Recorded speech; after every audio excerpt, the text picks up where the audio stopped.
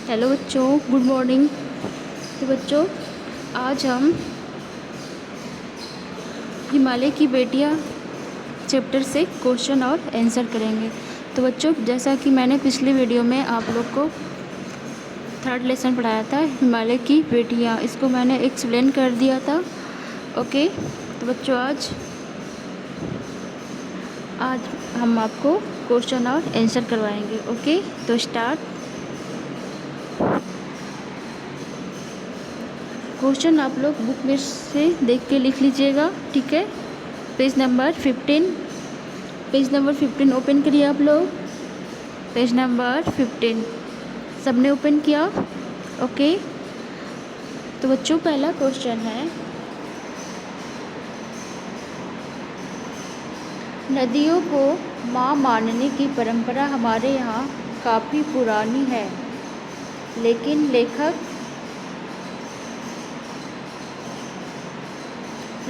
नागार्जुन उन्हें और किन रूपों में देखते हैं?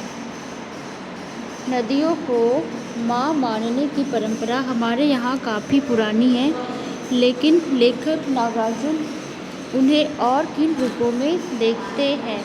ठीक है, ठीक है बच्चों। तो ये आपका क्वेश्चन है, आंसर सुनिएगा इसका और लिखिएगा। तो आंसर है, नदियों को माँ मानने की परंपरा भारतीय संस्कृति में अत्यंत पुरानी है। नदियों को माँ मानने की परंपरा भारतीय संस्कृति में अत्यंत पुरानी है। नदियों को माँ का स्वरूप माना गया है। नदियाँ अपने जल से माँ के समान हमारा पालन पोषण करती हैं, हमारे खेतों को सींचती हैं, लेकिन लेखक नागार्जुन ने उन्हें बेटी, प्रेयसी व बहन के रूपों में भी देखते हैं। आंसर लिखिएगा बच्चों। नदियों को माँ मानने की परंपरा भारतीय संस्कृति में अत्यंत पुरानी है। नदियों को माँ का स्वरूप माना गया है। नदियाँ अपने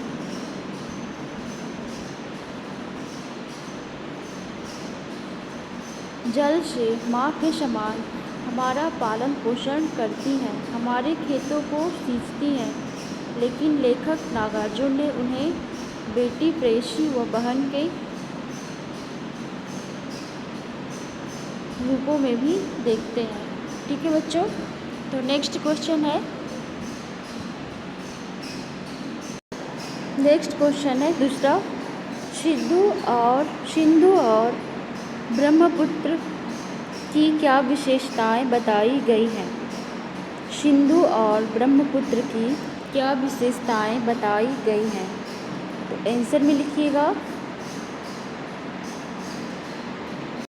सिंधु और ब्रह्मपुत्र हिमालय की दो ऐसी नदियां हैं जिन्हें ऐतिहासिकता एवं महत्व के आधार पर पुल्लिंग रूप में नद भी कहा गया है। इन्हीं दो नदियों में सारी नदियों का संगम भी होता है।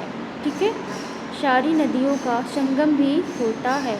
प्राकृतिक और भौगोलिक दृष्टि से भी इनकी महत्ता है।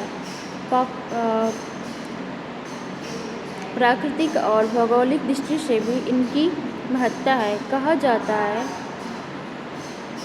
कि ये दो ऐसी नदियां हैं जो दयालु हिमालय की पिघले हुए दिल की एक एक बूंद से निर्मित हुई है। इनका रूप विशाल और विराट है। इनका रूप इतना लुभावना है कि सौभाग्यशाली समुद्र भी पर्वतराज हिमालय की इन बेटियों का हाथ थामने पर गर्व महसूस करता है। आंसर एक बार मिला लीजिए बच्चों। सिंधु और ब्रह्मपुत्र हिमालय की दो ऐसी नदियां हैं जिन्हें ऐतिहासिकता एवं महत्व के आधार पर पुल्लिंग रूप में नद भी कहा गया है। इन्हीं दो नदियों में नदियों का संगम भी होता है। प्राकृतिक और भौगोलिक दृष्टि से भी इनकी महत्ता है। कहा जाता है कि ये दो ऐसी नदियाँ हैं जो दयालु हिमालय की पिघले हुए दिल की एक एक बूंद से निर्मित हुई हैं। इनका रूप विशाल और विराट है। विशाल और विराट है।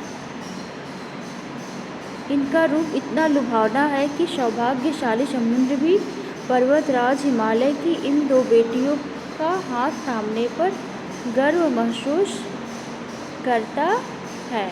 ठीक है बच्चों, तो नेक्स्ट क्वेश्चन लिखिएगा। क्वेश्चन नंबर 3, काका कालेलकर ने नदियों को लोक माता क्यों कहा है? काका कालेलकर ने नदियों को लोक माता क्यों कहा है? तो आंसर लिखिएगा इसका। नदियाँ युगों युगों से, आंसर लिखिए तीसरा का, नदियाँ युगों युगों से मानव जीवन के लिए कल्याणकारी रही हैं।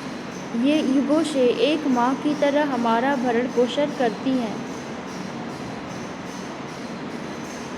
इनका जल भूमि की उर्वरा शक्ति को बढ़ाने में विशेष भूमिका निभाता है। इसलिए नदियाँ माता के समान पूजनीय, पवित्र एवं कल्याणकारी है। मानव नदी को दूषित करने में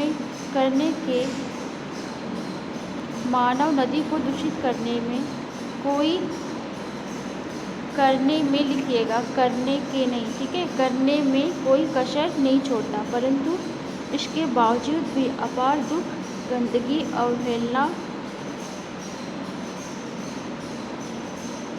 सहकर भी हमारा कल्याण उसी प्रकार करती है जैसे अपने नालायक पुत्र का कल्याण माँ चाहती है। ठीक है। अतः काका कालेलकर ने नदियों को माँ के समान विशेषताओं के कारण उन्हें लोक माता का दर्जा दिया है। ठीक है बच्चों, आंसर एक बार सुन लीजिएगा आप लोग। नदियाँ, तीसरा का आंसर है, फिर से सुनिएगा। नदियाँ युगों युगों से मानव जीवन के लिए कल्याणकारी रही हैं। ये युगों से एक माँ की तरह हमारा भरण पोषण करती है। ठीक है। आगे है, इनका जल भूमि की उर्वरा शक्ति को बढ़ाने में विशेष भूमिका निभाता है। इसलिए नदियाँ माता के समान पूजनीय, पवित्र एवं कल्याणकारी है। मानव नदी को दूषित करने में कोई कसर नहीं छोड़ता है, परंतु इसके बावजूद भी अपार दुख, गंदगी, अवहेलना सहकर भी हमारा कल्याण उसी प्रकार करती है जैसे अपने नालायक पुत्र का कल्याण माँ चाहती है। अतः काका कालेलकर ने नदियों को माँ के समान विशेषताओं के कारण उन्हें लोक माता का दर्जा दिया है। ठीक है बच्चों, तो ये तीनों क्वेश्चन आंसर आप लोग राइट कर लीजिएगा। ये आपका होमवर्क है। ओके, और साथ साथ लर्न भी करना है। नेक्स्ट क्वेश्चन नेक्स्ट डे करवाऊँगी। तो बच्चों आज के लिए बस इतना ही। Okay, thank you, have a nice day.